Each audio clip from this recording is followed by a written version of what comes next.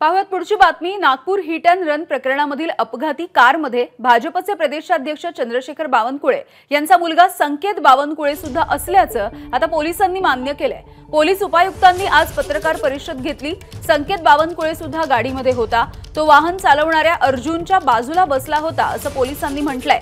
गाडीमधील अर्जुन हावरे आणि रोनित चिंतनवार हे मद्यधुंद होते।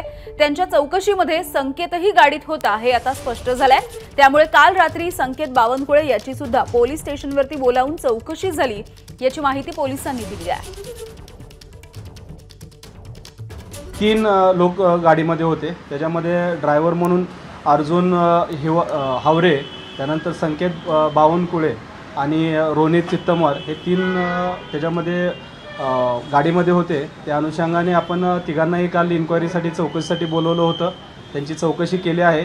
त्याच्यामध्ये जो ड्रायव्हर आहे त्याच्यामध्ये अटक केलेली होती आणि त्यानंतर त्याला रात्री उशिरा आपण गुन्हा बेलेबल असल्यामुळे पोलिसांकडून बेल देण्यात आलेली आहे। सर, की संकेत गाडीत होता, कुठे बसला होता, कुठल्या सीटवर बसला होता? गाड्या ड्रायव्हर साईडच्या बाजूचे सीट आहे, फ्रंट साईडला बसलेला होता। एबीपी माझा, उघडा डोळे बघा नीट।